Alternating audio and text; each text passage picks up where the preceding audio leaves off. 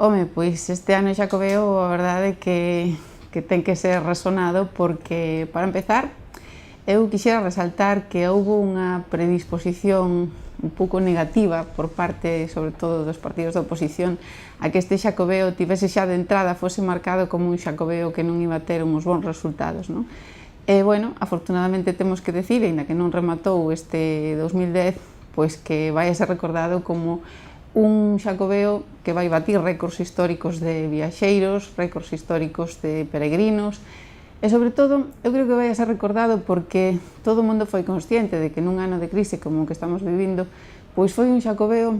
realista, non houve grandes dispendios con grandes eventos como, bueno, pois se realizaron en outros Xacobeos anteriores, pero sí que é verdade que foi un Xacobeo máis equitativo, non? Repartido por toda a nosa comunidade, con máis de 2000 actuacións en distintas zonas da comunidade galega, nas 4 provincias, e tamén houve unha promoción de todos os camiños, non? Quizá que o camiño que era sempre coñecido, que era o camiño francés, pois, bueno, lóxicamente, segueu promocionándose, pero tamén se repartiu un pouco. Eu falo moi concretamente do camiño inglés, que era un camiño gran descoñecido. Este ano Xacobeo houve unha aposta moi clara, non? Por todos os camiños, e o camiño inglés puxose moito en valor. Notouse moito unha afluencia máis notoria de visitantes e de camiñantes, de peregrinos nese camiño inglés tamén, a máis en outras rutas e camiños que atravesan a nosa comunidade. Eu penso tamén que vai a ser recordado fundamentalmente porque houve máis internacionalización do Xacobeo, houve máis cultura internacional, eso sin deixar a nosa cultura galega de ser posta en valor, que tamén houve moitísimas actuacións de artistas galegos, incluso de empresas galegas que promoveron eventos da nosa cultura. Por primeira vez fíxose un evento curioso como foi o encontro este de orquestas galegas, que ao fin e ao cabo son empresas de artistas galegos que moven moitos cartos na nosa comunidade. Houve moitos apoios a empresas e a iniciativas que se presentaron de empresas galegas, polo tanto, eu creo que vai ser recordado como un Xacobeo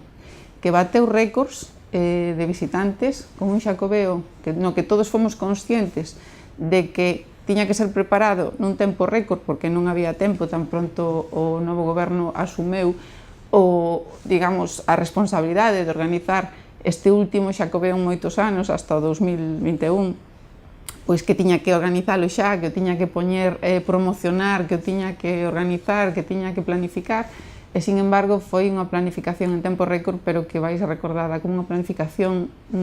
equitativa, real, de promoción da nosa cultura, de internacionalización e, por suposto, dunha boa coordinación entre todas as administracións galegas, fundamentalmente. Non podemos decir o mismo, lamentablemente, de outras de fora da nosa comunidade, pero que sí que se puxo en valor moi rápido, se coordinou moi rápido e que tivo unha repercusión importante.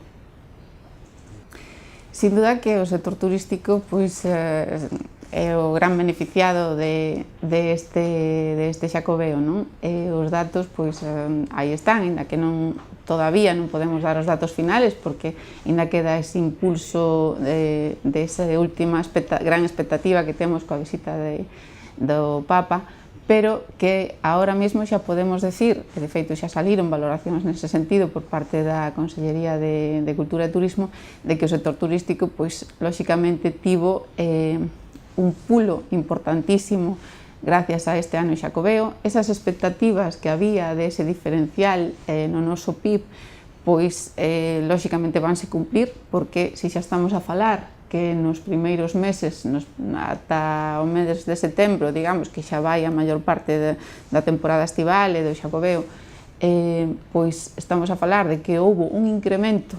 moi relevante de viaxeiros, de peregrinos e de pernotacións. Estamos a falar dunha media prácticamente dun 13% de incremento nos viaxeiros que pernotaron nos nosos establecementos hoteleiros. Estamos a falar de que houve un incremento dese 13% con relación ao mesmo período do ano 2009.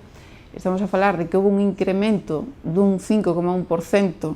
tamén de viaxeiros en relación ao último Xacobeo do 2004. Por lo tanto, estamos a falar de datos que xa mostran que, lóxicamente, isto tivo unha repercusión importante no sector turístico en xeral, non? A máis desto, temos que decir que tamén houve un aumento das pernotacións, un 8%, un 8,7% das pernotacións tamén aumentaron neste mesmo período, e tamén temos que decir que unha cousa moi importante é nisto a nosa comunidade, prácticamente posiciónase como terceira en relación ao resto de comunidades do Estado, de que houve un aumento no precio medio dos hotéis, houve un aumento no gasto por turista na nosa comunidade, e isto é fundamentalmente debido ao Xacobeo. Polo tanto, o sector turístico, lóxicamente, o sector turístico tuvo unha repercusión importante, non só para o sector turístico, sino para toda a economía galega, como xa se esperaba, xa se coñecía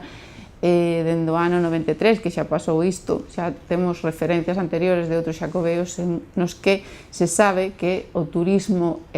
co peso que ten o turismo no PIB galego, a máis que a representación que ten no peso no empleo, lóxicamente nun ano xacobeo, eso íbase a potenciar, non? De aí ese diferencial co que xa contábamos e que xa se preveía nos presupostos, e efectivamente, neste ano, unha vez máis, un ano de recesión, igual que xa pasara no ano 1993, nese primer xacobeo do 93, que tamén se viña de uns anos de recesións, tamén se puido recuperar a economía galega, e neste ano 2010, unha vez máis, vamos a poder refletir esas mesmas cifras na nosa economía, polo tanto, no sector turístico galego. Sin duda que sí que vai durar o efecto xacobeo no ano 2011. Fundamentalmente, vai durar e debe de durar, e máis, non só no 2011. Si realmente